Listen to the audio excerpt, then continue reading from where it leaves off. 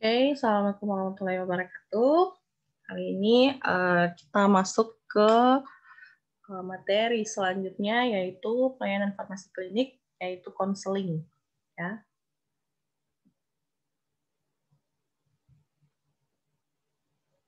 Nah, ini yang akan kita bahas, yaitu konseling. Pio kemarin sudah ya, sama Kak Astriana, Kak Apoteker Astriana. Nah, saya sini akan membahas tentang konselingnya.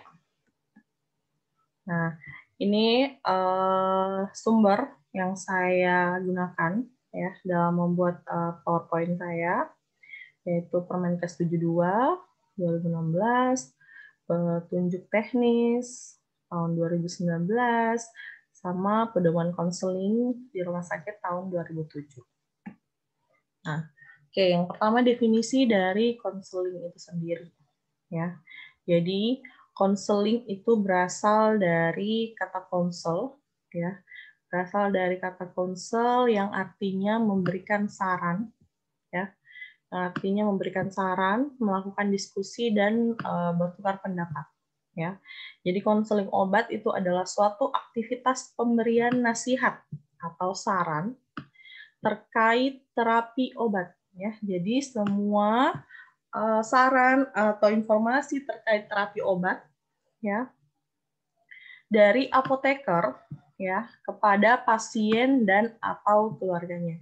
Nah, kalau kalian lihat baik-baik, kalau kegiatan PIO itu pemberian informasi kepada pasien atau keluarga pasien atau kepada perawat atau kepada dokter ya. Tapi kalau konseling itu yang kita berikan informasi itu, yang apoteker berikan informasi itu hanya kepada pasien dan atau keluarganya. Jadi bisa pasien, bisa keluarganya ya.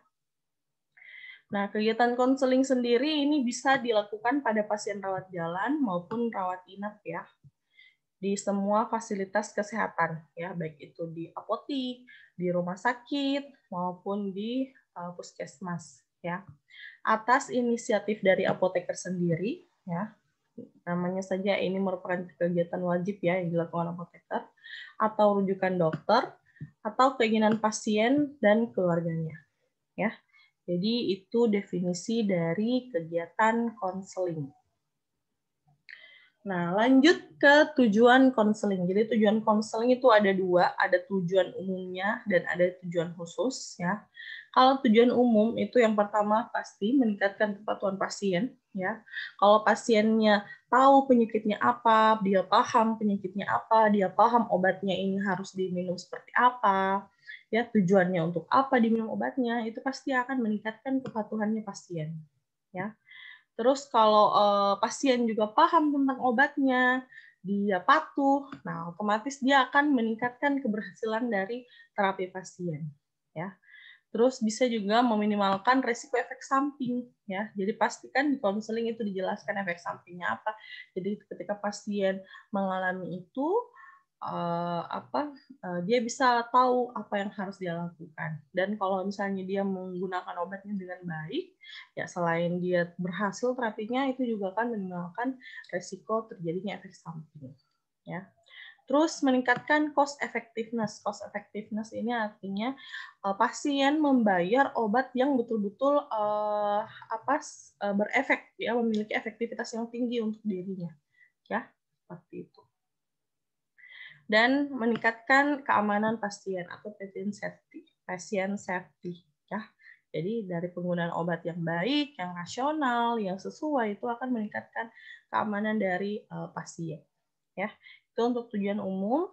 Lanjut ke tujuan khusus ya. Yang pertama itu dengan melakukan konseling itu bisa meningkatkan hubungan kepercayaan dan pasien ya, serta bisa juga meningkatkan kepedulian kita terhadap pasien ya. Terus membantu pasien untuk mengatur dan terbiasa dengan obat. Hal ini terkait lagi ke tingkat kepatuhan dari pasien ya. Terus mencegah dan meminimalkan masalah terkait obat ya. Terus meningkatkan kemampuan pasien dalam memecahkan masalahnya dalam terapi ya. Tadi ya, kalau misalnya dia mengalami efek samping obat, dia tahu harus bagaimana ya. Terus mengerti permasalahan dalam pengambilan keputusan, Yang terakhir itu membimbing dan mendidik pasien dalam penggunaan obat. Nah, untuk mencapai apa? Tujuan pengobatan dan meningkatkan mutu pengobatan pasien. Ya. Itu untuk tujuan konseling. Lanjut kita ke manfaat konseling. Ya, manfaat konseling juga itu ada untuk pribadi seorang apotekernya dan ada untuk pasien. Ya. Nah, kalau untuk pasien seperti apa? Manfaatnya konseling itu menjamin keamanan dan efektivitas pengobatan. Ya, terus pasien juga dengan adanya konseling itu dia lebih paham tentang penyakitnya, ya, lebih paham tentang pengobatannya, ya. Nah, karena dia lebih paham tentang pengobatannya, maka dengan adanya konseling ini dia dapat menurunkan kesalahan penggunaan obat dan menghindari terjadinya reaksi obat yang tidak diinginkan atau ROTD, ya. Nah, lalu dengan adanya konseling ini bisa meningkatkan efektivitas dan efisiensi biaya kesehatan. Iya, kenapa?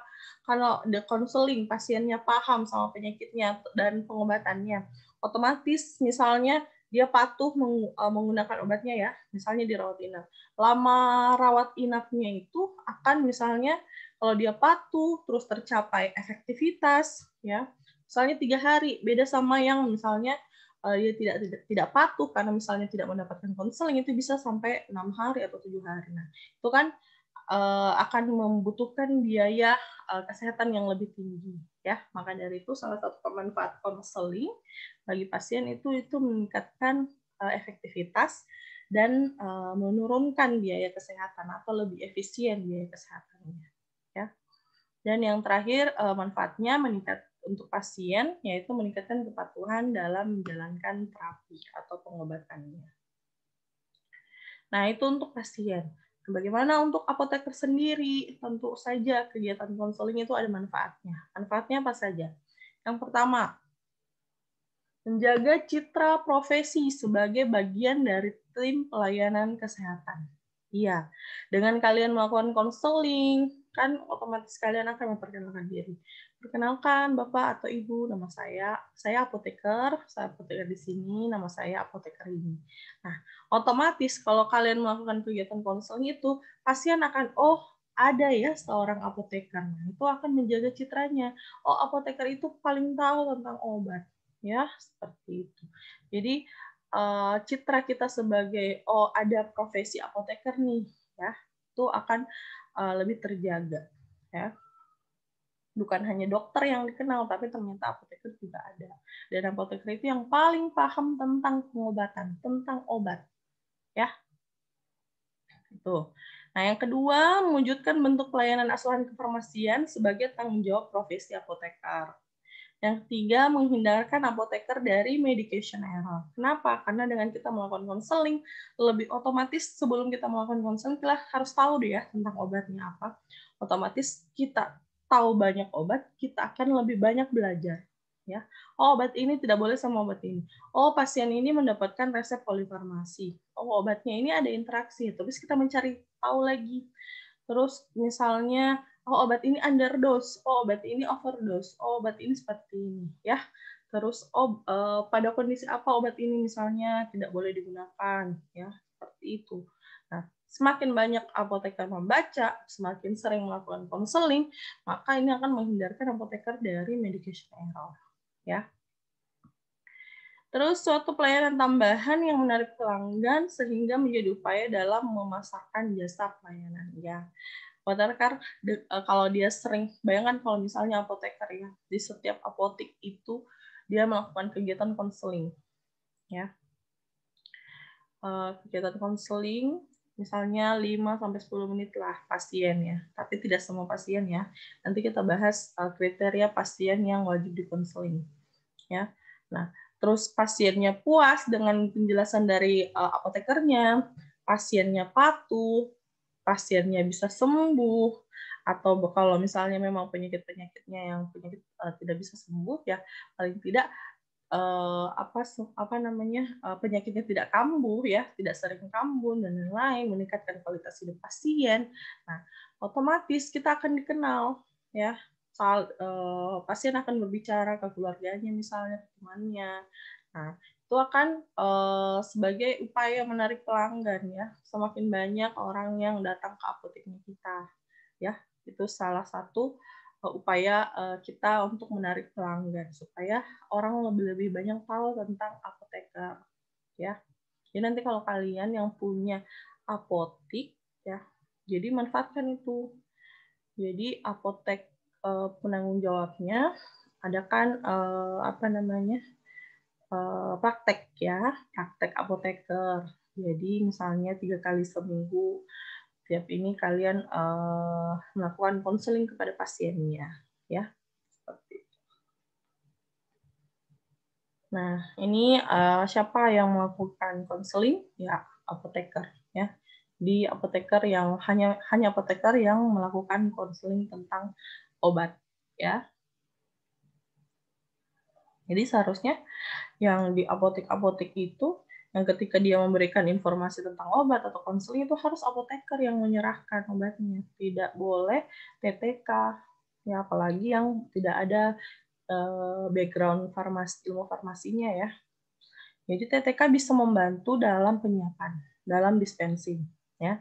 Tetapi dalam penyiapan ya, dalam penyiapan obatnya misalnya mengurus tiket, menggerus dan lain-lain, tapi dalam hal pemberian atau penyerahan obat ya kepada pasien itu harus disertai dengan informasi ya. Nah, yang wajib melakukan itu ya apoteker. Karena kalau ada salah-salah dari obatnya atau salah interpretasi antara si pemberi informasi dengan pasien, nah itu kan rugi pasiennya. Dan yang disalahkan nanti siapa? Apotekernya, ya.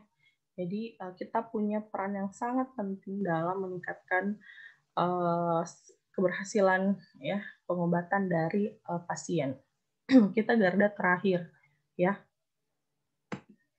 Nah ini, jadi karena proses kegiatan konseling itu selalu misalnya paling sebentar itu 5 menit, atau 10 menit, kadang 15 menit, ya. Jadi tidak semua pasien itu wajib dikonseling. Ya, bayangkan kalau misalnya yang datang di apotek di rumah sakit ya, misalnya di depo rumah sakit itu depo rawat jalan misalnya yang datang dalam sehari itu 100 pasien, ya nggak mungkin 100-100-nya itu dilakukan konseling. Nah, jadi ditentukan kriterianya. Nah, apa saja? Nah, yang pertama itu pasien dengan kondisi khusus. Ya, kondisi khusus. Apakah dia pediatri, ya, geriatri, apakah dia gangguan fungsi hati atau ginjal, karena hati sama ginjal ini berperan dalam hati berperan dalam metabolisme obat, dan ginjal berperan dalam eliminasi obat. Ya, terus ada pasien ibu hamil dan menyusui. Ya, jadi itu ini kriteria pasien yang wajib dikonseling ya. Nah, yang kedua, pasien dengan terapi jangka panjang atau pasien dengan penyakit kronis. Ya, contohnya pasien-pasien diabetes, pasien-pasien hipertensi, pasien dengan penyakit jantung, pasien HIV, pasien TB. Nah, itu kan penggunaan obatnya dalam jangka panjang. Ya. Jadi itu termasuk kriteria pasien yang akan dikonseling. Nah, yang ketiga, pasien dengan penggunaan obat dengan instruksi khusus. Contohnya, pasien yang menggunakan inhaler, pasien yang menggunakan insulin. Nah, kenapa? Karena kalau salah penggunaan obatnya, otomatis bisa saja ya dosisnya kurang atau dosisnya berlebih. Nah, otomatis kalau dosis kurang atau dosis berlebih, nah itu akan berefek pada efektivitas obatnya, pada penyakitnya pasien. Apakah dia tidak terobati atau akan menyebabkan overdosis dan efek samping yang berlebihan. Ya, seperti itu. Nah, yang ketiga itu pasien dengan tingkat kepatuhan rendah. Ya, misalnya anak-anak. Ya, jadi biasa pasien yang dengan tingkat kepatuhan rendah itu adalah pasien pediatri dan geriatri. Ya, jadi itu wajib dikonseling ya. Terus pasien dengan polifarmasi. ya, mendapatkan resep dengan obat 5 atau lebih, ya itu wajib di konseling ya, karena penggunaan 5 obat atau lebihnya itu harus diberitahu ini kapan diminum, ini bisa kebersamaan diminum, ya seperti itu. Ini obatnya untuk apa indikasinya, ya. Terus yang keenam, obat dengan penggunaan indeks terapi sempit. Ya, kalian tahu kan indeks terapi, ya. Jadi contoh obatnya itu seperti phenytoin, ya, digoxin, ya, itu harus dikonseling karena obat-obat dengan indeks terapi sempit penambahan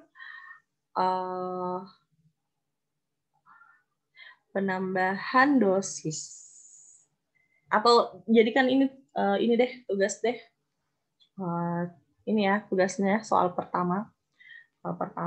Kenapa? Apa yang dimaksud dengan indeks terapi sempit dulu? Terus contoh obatnya. Terus menurut kalian, kenapa pasien yang menggunakan obat-obat dengan indeks terapi sempit itu merupakan pasien yang wajib dikonseling? Ya, jadi itu soal pertama. Oke, dan yang keenam itu pasien dengan penyimpanan obat yang khusus ya. Misalnya obat supo, ya. Terus insulin. Insulin kan kalau pertama kali belum digunakan itu disimpan di kulkas ya. Setelahnya itu bisa disimpan pada ruang suhu kamar. Ya, jadi itu juga perlu mendapatkan konseling karena penyimpanan obat dengan penyimpanan khusus itu terkait lagi dengan stabilitas obatnya. Jika stabilitasnya terganggu, otomatis akan mengganggu efektivitas dari obatnya itu sendiri. Ya. Oke. Lanjut, ini persiapan ya.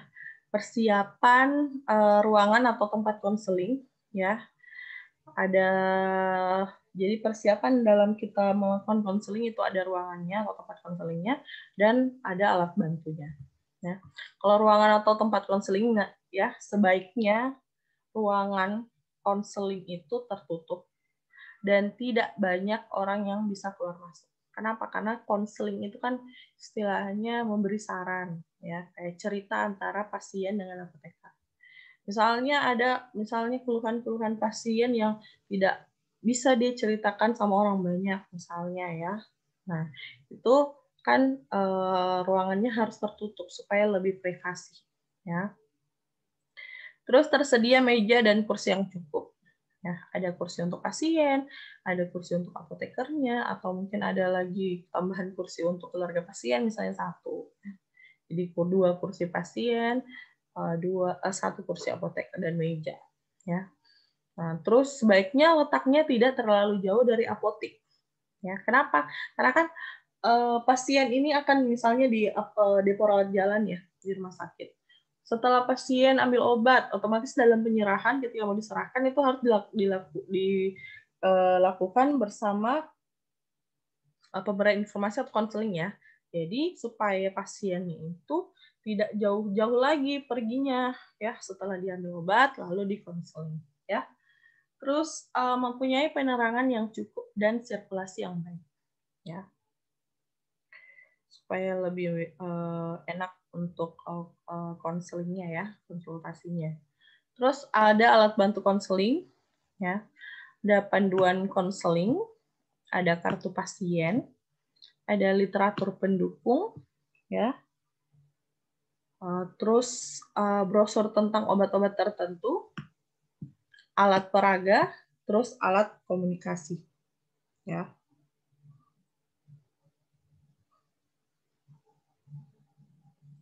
Oke. Itu untuk persiapan. Ya. Nah, ini contoh alat bantu konseling ya. Ada kartu pengingat pengobatan, misalnya nama pasien dan obat, jam minum obat, tanggal pasien harus mengambil obatnya kembali ya. Jadi misalnya itu pasien dengan penyakit kronis ya, setiap bulan dia harus ambil tanggal kapan ya. Terus ada pemberian label ya, supaya memudahkan membaca label instruksi pengobatan ya, aturan pakainya misalnya ya. Terus kemasan penggunaan obat per dosis unit, jadi malam berapa ini untuk obat-obat yang misalnya pasiennya mendapatkan resep polifarmasi ya, seperti itu. Terus ada medication chart, contohnya ya. Jadi Senin nanti di checklist sudah belum. Ya. Terus ada pill dispenser, ini contoh pill dispenser ya. Untuk mengingat jadwal minum obat dan menghindari kelupaan ketika sedang bepergian. Jadi ini bisa langsung Senin atau pagi, siang, malam, ya seperti itu. Nah ini tadi sasaran konseling ya. Selanjutnya sasaran konseling.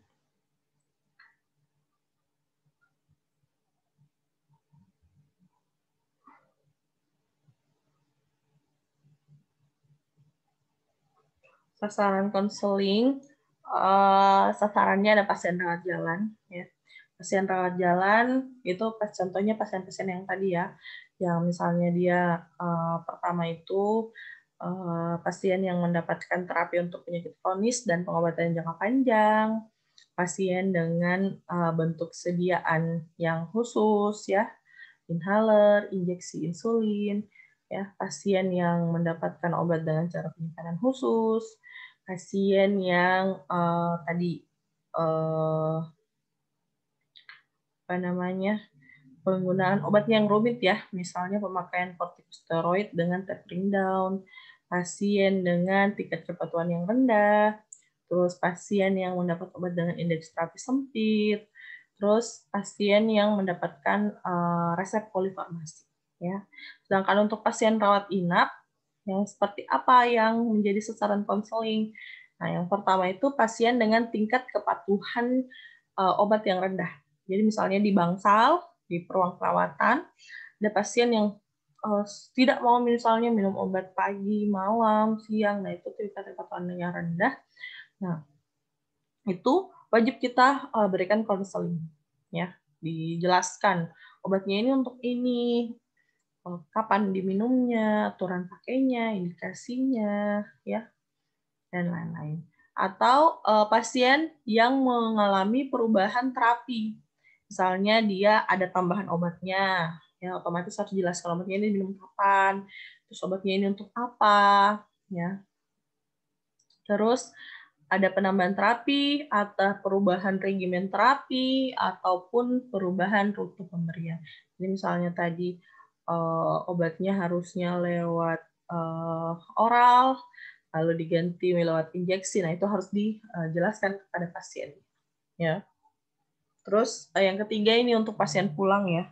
Untuk pasien pulang, jadi pasien yang sudah rawat inap terus dia mau pulang itu harus dikonseling ya. Jadi dia ketika dia ambil obat pulang ya, dia harus dikonseling. Nah, terus keempat pasien dengan obat khusus ya, misalnya obat HIV, OAT ya. Karena kan obat HIV, OAT itu banyak ya, dan masing-masing obatnya itu ada efek sampingnya. Jadi itu harus dijelaskan. Oke, itu untuk sasaran konseling. Nah, ini ada proses konseling.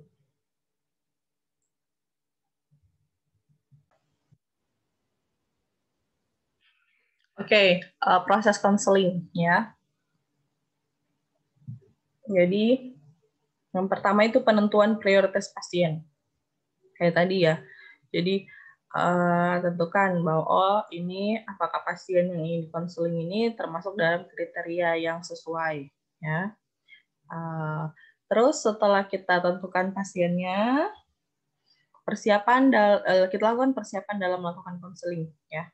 Jadi kalau misalnya pasiennya rawat inap, rawat jalan, itu bisa dengan melihat rekam mediknya, terus melihat resepnya ya.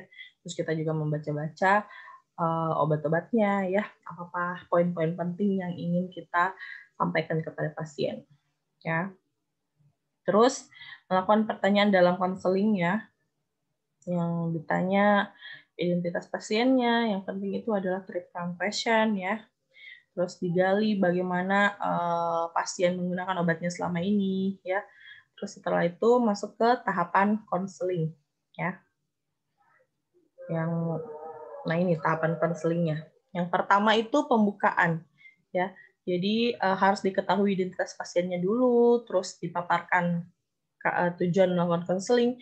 Jadi harus dijelaskan, misalnya, permisi Bapak Ibu, di sini perkenalkan nama saya Apoteker ini.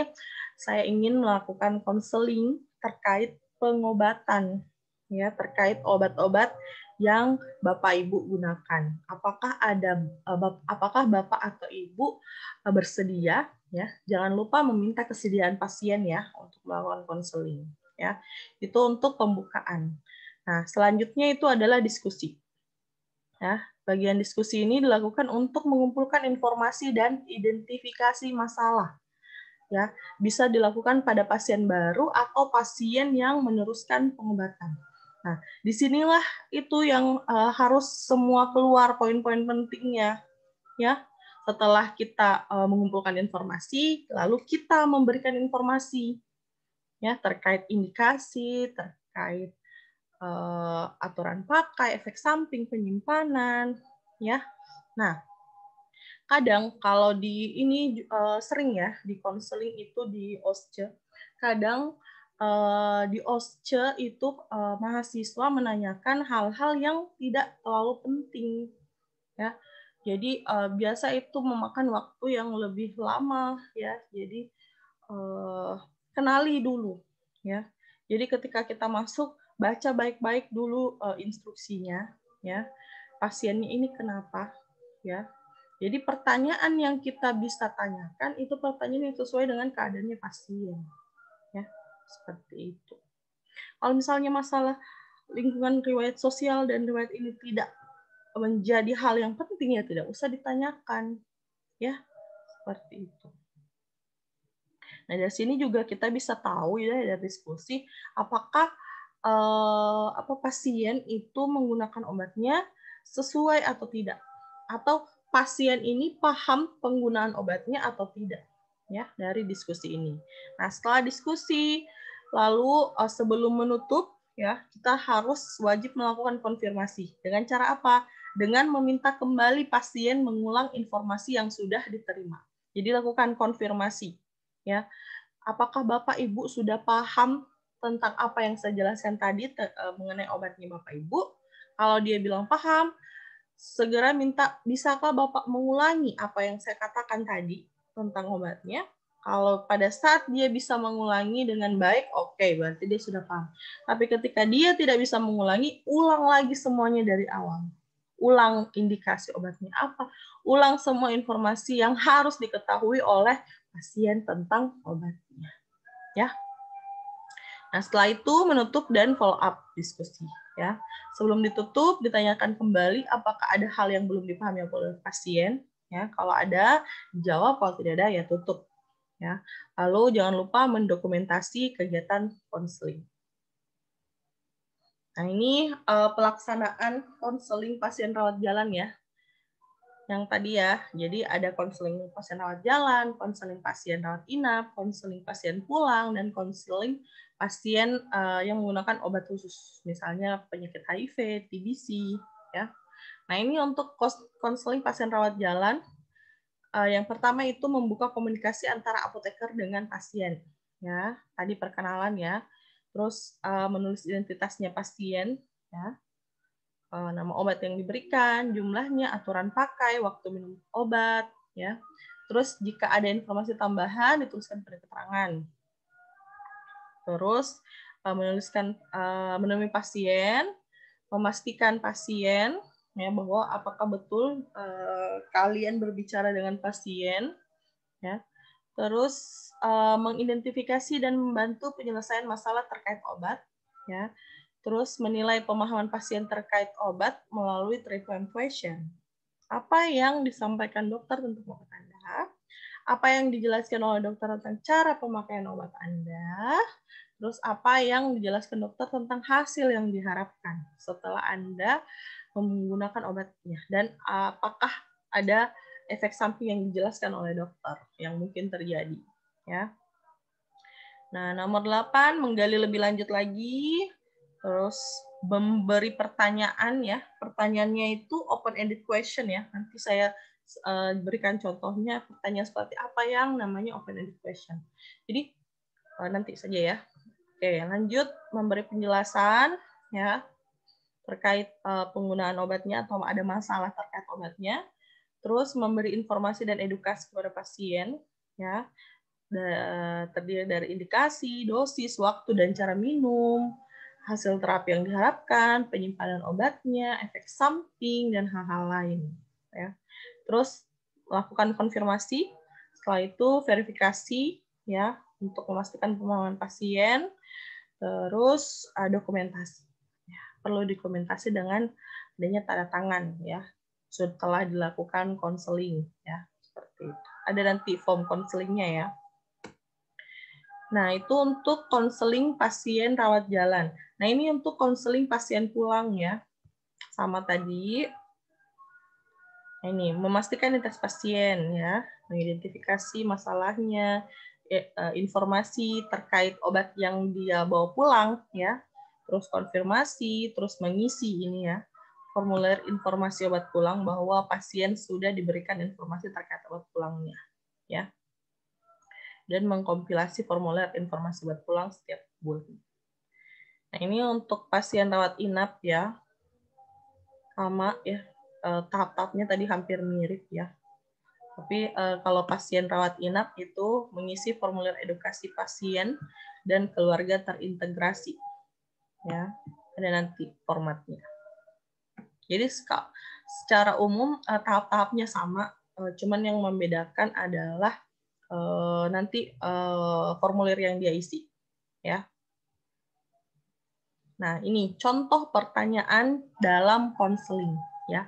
Jadi dalam kita melakukan konseling, pertanyaannya itu harus yang open ended question. Tidak boleh kita menggunakan pertanyaannya yang jawabannya ya atau tidak. Kenapa? Karena itu tidak akan tereksplor apa yang dirasakan pasien, apa keluhannya, apakah pasien sudah paham tentang obatnya ya kalau kita menggunakan pertanyaan yang jawabannya ya atau tidak. Nah, contoh pertanyaan open-ended question itu contohnya ini. Dapatkah Bapak menjelaskan bagaimana rasa nyerinya? Nah, kalau ditanyakan seperti ini, pasiennya atau bapaknya itu akan menjelaskan, oh rasa nyerinya itu seperti ini. Ya. Nah, beda kalau kalian bertanya, apakah Bapak merasakan nyeri? Nah, pasti jawabannya iya atau tidak. Sudah, that's it. Sampai di situ. Ya. Oke. Nah, yang kedua contohnya, bagaimana dokter Anda memberitahukan cara menggunakan obat-obatan ini?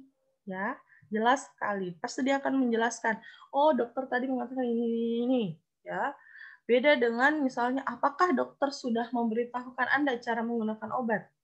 Pasti dia bilang, belum. Nah, seperti itu ya.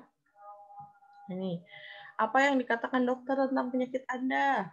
Ya, jadi pertanyaannya itu harus dalam open-ended question. Jadi pertanyaan di mana pasien menjelaskan, ya, sehingga kita dapat mengeksplor informasi yang diberikan pasien. Jadi pasien bisa mengeksplor dan kita bisa mendapatkan banyak informasi, ya.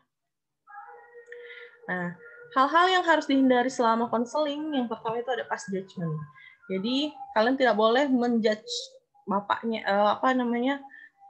pasiennya ya, misalnya contohnya Bapak harusnya tidak minum obat itu secara bersamaan, ya pakai kata-kata yang lebih bagus, ya. Nah terus yang kedua adalah memaksakan solusi. Jadi misalnya obatnya mempengaruhi merokok mempengaruhi pengobatannya, ya tidak boleh memaksakan misalnya mohon dikurangi merokoknya atau pada saat pokoknya pakai bahasa-bahasa yang bagus ya.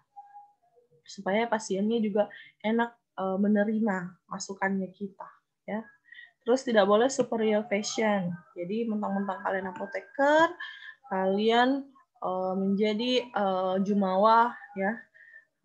Misalnya kalian merasa tahu semua tentang obat. Jadi kalian mau pasien harus dengar apa yang saya bilang ya. Gitu. Terus tidak boleh juga terkesan menuduh ya. Contohnya tidak mungkin obat yang disebutkan Bapak seperti itu. Pasti ada hal lain yang Bapak lakukan. Ya. Kalau kita merasa ada hal lain yang dilakukan, tidak usah kita sebutkan. Tapi kita giring pertanyaan ya yang membuat pasien menjelaskan hal-hal lain selain di luar obat yang dia lakukan yang bisa menyebabkan keluhannya ya, seperti itu. Nah, dari hasil semua kita konseling. Nah, aspek konseling yang harus disampaikan pada pasiennya, yang penting itu kalian harus menjelaskan deskripsi dan kekuatan obatnya. Jadi misalnya obat ini untuk apa, indikasinya, kekuatannya, terus jadwal dan cara penggunaan, mekanisme kerja obatnya, tapi mekanisme kerja obat ini secara ini saja ya. Jadi misalnya ini obatnya Bapak amlodipin. Nah, obat ini digunakan untuk menurunkan tekanan darah Bapak. Ya, seperti itu saja. Nggak usah terlalu rinci. Nah, selanjutnya itu dampak gaya hidup. Jadi misalnya gaya hidup mempengaruhi penyakitnya atau pengobatannya. Nah, itu bisa kalian jelaskan. Terus penyimpanannya. Ya, penyimpanan obat sama efek samping. Ya. Itu hal-hal yang harus kalian sampaikan pada saat kalian melakukan konseling. Nah, lanjut setelah itu ada dokumentasi ya. Tujuannya ini mendapatkan data dan profil pasien, mengetahui riwayat penyakit pasien. Setelah dokumentasi, dan pendokumentasiannya ini dapat berupa kartu konseling, ya. Jadi ada kartu konseling pada pasien, ya. Nah, setelah dokumentasi, lalu dilakukan evaluasi. Jadi mau dilihat apakah kegiatan konseling yang kita lakukan ini sudah berhasil atau tidak. Ya. Nah, dalam hal evaluasi ada namanya evaluasi kegiatan pelayanan dan evaluasi kepatuhan pasien. Nah, kalau untuk evaluasi kegiatan pelayanan, yang dievaluasi adalah cara kita melakukan konselingnya, ya, tentang berapa jumlah pasiennya yang sudah kita konseling, apakah macam kegiatan konselingnya, apakah dia rujukan dokter atau pasien yang minta sendiri, terus jumlah pasien ya, adakah perubahan perilaku pasien, pendapat pasien, itu dalam bentuk kuesioner. Jadi nanti kita kasih kuesioner, apakah pasien puas setelah kita melakukan konseling, ya, dan lain-lain. Nah, terus ada evaluasi kepatuhan pasien. Jadi di sini mau dilihat apakah setelah kita melakukan konseling, pasiennya paham, pasiennya mengerti, ya ini bisa dilihat dari menghitung waktu pengulangan pemberian atau kapan, apakah tepat waktu pasiennya datang untuk mengambil obat refillnya, ya. Terus menghitung jumlah obat yang tersisa pada saat pasien mengambil obat refill. Jadi misalnya obatnya dikasih untuk 30 hari. Terus pas dia datang obatnya habis. Ya, itu otomatis bahwa pasiennya patuh dalam penggunaan obatnya. Ya. Terus dengan mewawancara pemahaman pasien tentang cara penggunaan obatnya, ya. Jadi mau dilihat, dievaluasi, ketika dia sudah dikasih konseling, dia paham tidak? Ya, seperti itu. Nah, ini juga menanyakan kepada pasien apakah gejala penyakit yang timbul berkurang atau hilang. Ya, karena kalau misalnya ada perbaikan, otomatis dia paham apa yang diberitahukan, apa yang dikonselingkan kemarin. Ya, dilihat dari penggunaan obatnya, ya, dari kepatuhannya. Itu untuk evaluasi. Ini checklist kegiatan konseling ya.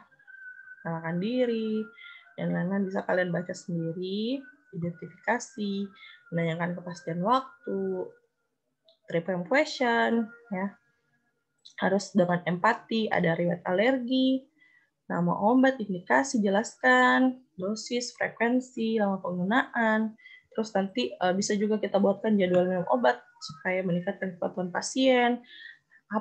Kita juga harus jelaskan ya, apa tindakan yang perlu jika pasien lupa minum obat.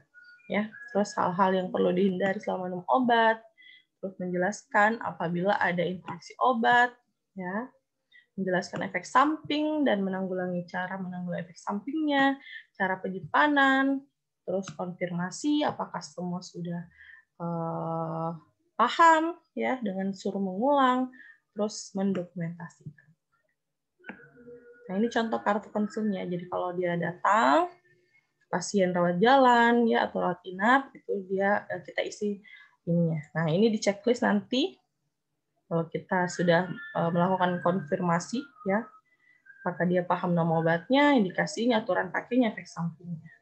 Nah, ini untuk formulir informasi obat ya, untuk formulir informasi obat pulang untuk pasien pulang. Ya, nama obat yang diberikan, jumlah obat, aturan pakai, pagi, siang, sore, malam.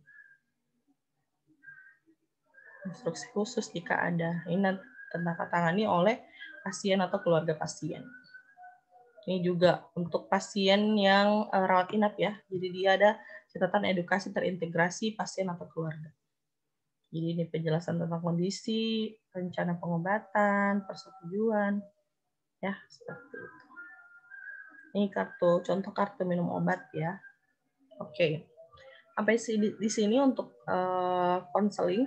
Nanti akan ada tugas. Ya. Assalamualaikum warahmatullahi wabarakatuh.